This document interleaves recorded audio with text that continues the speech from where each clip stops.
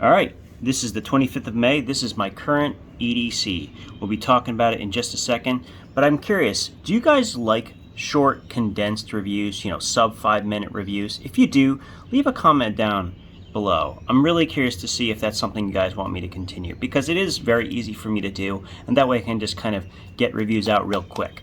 So let me know, and let's get to it.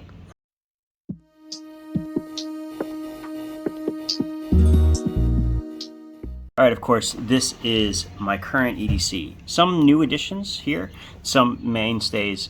So first off, let's start with the wallets. This has got a lot to unpack. This is from Nova Leather, Southern California. I've done a quick review on it. It wasn't the best video because of one of the images had a different orientation, so it kind of messed it up. But really, really excellent wallet organizer, and I've been really enjoying it. I've actually been carrying the 4-inch Cobra. This is modified with a Cobra kind of skin flavor by EDC Outlaw over on Instagram. Got a great website where he does laser etching of various different high-end tools. Definitely recommend that.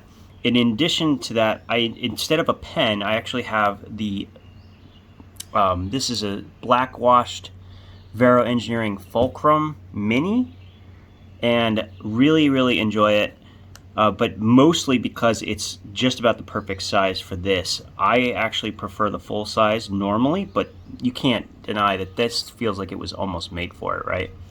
Even with the clip. And then the last item we have in here, this is a Victorinox Manager, but I've got some brass scales for it that let me go ahead and use pen and so on, so that's really cool. All in all, very compact package, right? So that's the wallet. Now, my mainstay and what I usually carry is some sort of Leatherman Signal. This is pretty much my mainstay tool. I carry every single day, and a lot of times I'm not actually carrying a folding knife, but I am, however, carrying a multi-tool, a one-handed one, and usually it's also the Leatherman Signal. That's almost never anything different. Now, the knives, they vary, but lately it's been the 80-20 that's getting in my pocket when I do add another blade. This is in 20 CV.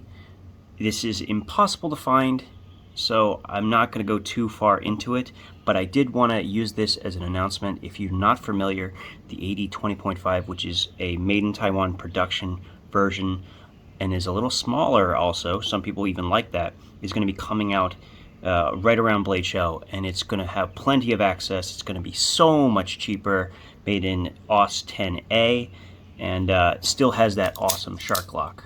So highly recommend checking that out when it comes down.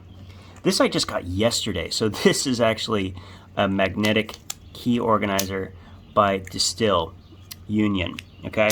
And I don't have a lot to say about it yet, except that it does keep my stuff incredibly compact, and I love that it makes no noise. Oh my god. So what I did is actually, didn't come with it. I took one of these clips and I slotted onto their leather system so I can clip this onto a belt loop, stick this in my pocket, and then when I need my keys I just pull it off. Like, so simple. You see, when you have those other magnetic connection points, they kind of rattle, they have like little key rings, but none of this, like, it's just so nice. No sound. Oh, so nice. Anyway, so a couple other cool things. So I've been trying to find what would be my favorite 14500 flashlight. So I've tried a couple different ones, and I'll be doing a video on this size range because I do think it's kind of like that perfect middle ground. You get high power up to say 800, even 1200 lumens in the case of this one, and you can also get a nice compact size. So I think that the AA, aka the 14500 size, is a really good sweet spot.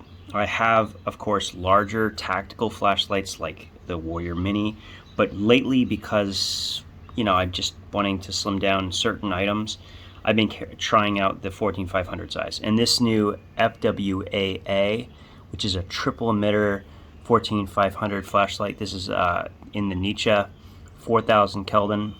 This is wonderful. Really nice floody beam. And I actually think I prefer that for an actual EDC usage. For tactical usage, you want kind of a more concentrated beam, but for this, I think this is actually quite nice.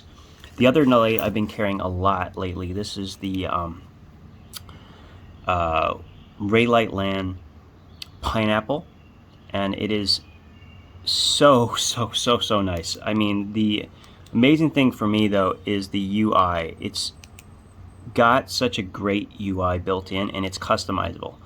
For the price, it's just hard to beat, and it even has a slot for tritium, and the button actually is really well made. A lot of times when you get these, the buttons don't really work very well, and this one is actually quite good. And then of course the one that is probably my favorite and is really like the perfect comparison is this. This is the D3A by EGTAC. It was EagleTac at one point, but very simple. When you press once, you get the maximum 450 lumens-ish with the high CRI light, but if you twist it just a little bit, now you come in on the lowest setting. Very easy to determine what you're in, and I really like that. No memory, but because of that twisting motion, it's very easy to manipulate. And then of course I have in here as well the A28 by Rovivon. I do go and carry that from time to time. So we'll be talking about more about these in a later time. I don't want to focus on it too much, but that's what I've been testing a lot. And I've also been carrying a zippo, but instead of the normal insert, I've been trying the butane. I wanted to see if it leaks, and so far I've not had to refill it. And I test it, you know, I use a little bit each day to repair some things and do some other projects. I don't want to spoil just yet, but so far it doesn't feel like it leaks, so that's really good. Then the last thing, of course, is my EDC pen. Now I have a pen built into the Manager, but I still like having a dedicated one, especially right now when I'm using a notebook as much as I am, usually a full-size one. This, you can see it's been a little loved. Pencil, black pen, red pen. And I did find out there are actually Fisher Space Pen pressure inserts that work for this.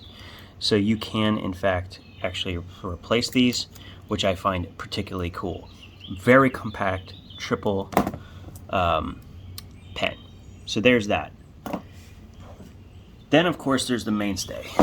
And this is my hat. Now, I know my hat's looking a little well-loved, but what I like about this is a great complement for my EDC gear, and it does. I have what do you call it? I have kinesio tape for my wife, who's a physical therapist. I have an extra mask. I usually carry Band-Aids. I just took them out yesterday to help me with something. And then I also have a cable, a USB Type-C cable with little attachments on this side, and then a hairbrush with little hair ties on the other side. This is all daily activity stuff, things I don't want to necessarily carry in a pocket or in a bag. They go in here. And no, it does not bulk up the hat, believe it or not. I think it's just because of the way they're designed. The other item that I use regularly is some form of ALOX Classic, and I get these used for like a couple of bucks on eBay, and they are very convenient. They provide all the functionality that is not in my Leatherman Signal. So combined, these are perfect. The other thing that I have my hat for, and I wanted to show, is a lot of these flashlights do not have double-sided clips.